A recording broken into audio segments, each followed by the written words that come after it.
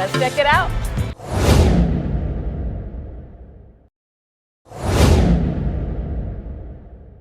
I'm not taking it.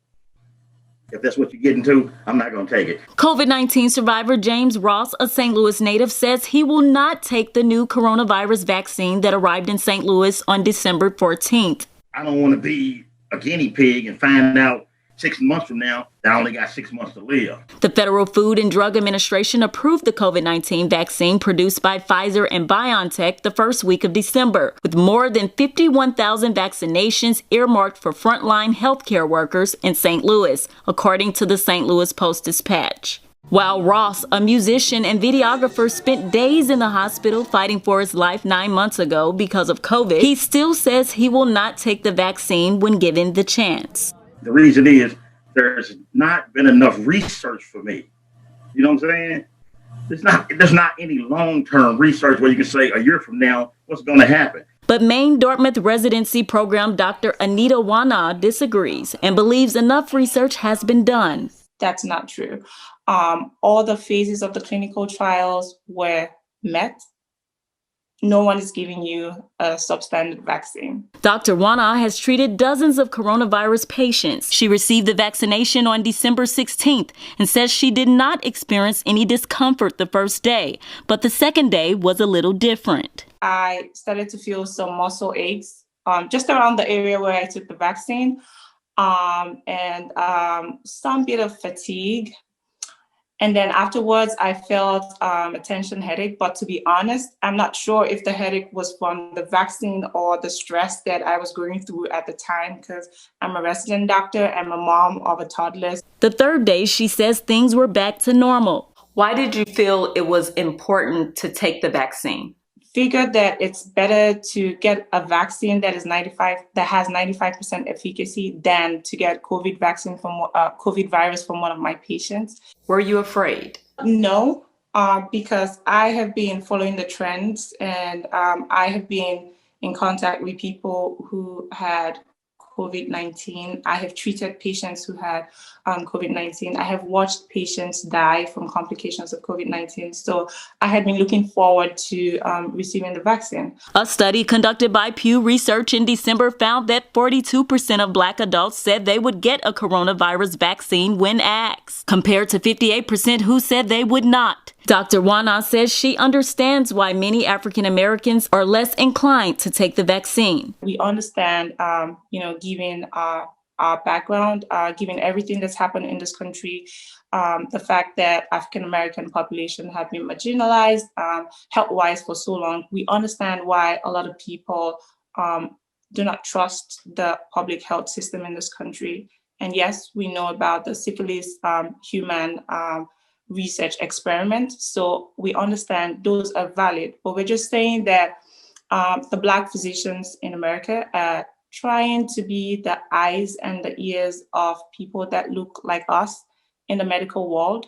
And we would not encourage you to take a vaccine if we didn't think it was safe. Dr. Wana also advises that those who have already had COVID-19 still get the vaccine. The guidelines from CDC at this time is that they still should take the vaccine because getting a natural infection does not quite confer immunity to the virus. Because we've had people who had the virus and recovered from it and got infected again. So, yes. This explanation was not enough for Ross, who says he still needs more time. I just want to make sure I don't do something that's going to be detrimental to me down the road, because I don't know and they don't know. So I think that's all I'm saying. And please, y'all, don't jump down my throat. I'm just a worker guy. But that's just my opinion. Reporting from Houston, Texas, Darra Cunningham for Atlanta Black Star.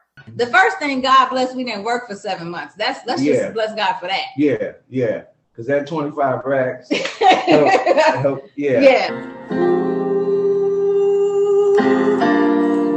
This is the video in which the world first fell in love with Rosalind and Ray Singleton. In In the video that surfaced in 2019, Ray is seen serenading his wife at the piano while she continues her battle with brain cancer.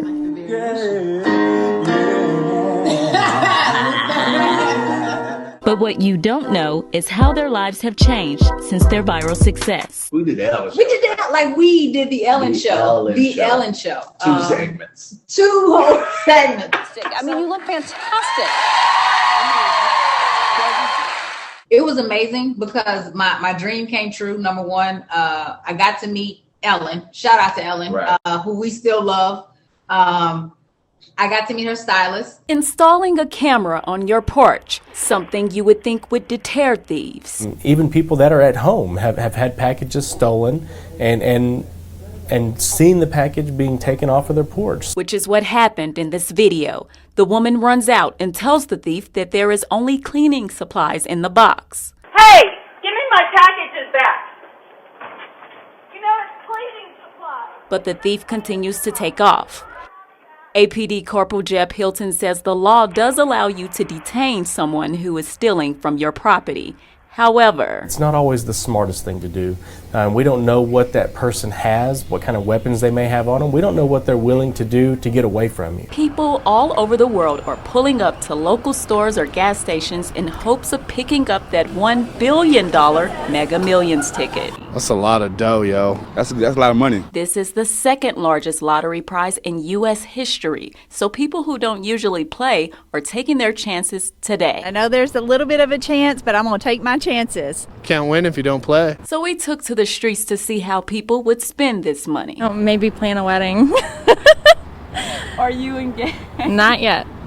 I'm working on it. Some plan to spend the money on cars. I'd buy a Ferrari. Buy a 69 Charger RT with supercharged 440 Hemi. Pay for school. First, I pay for my kids' college tuition and probably finish school, go to college.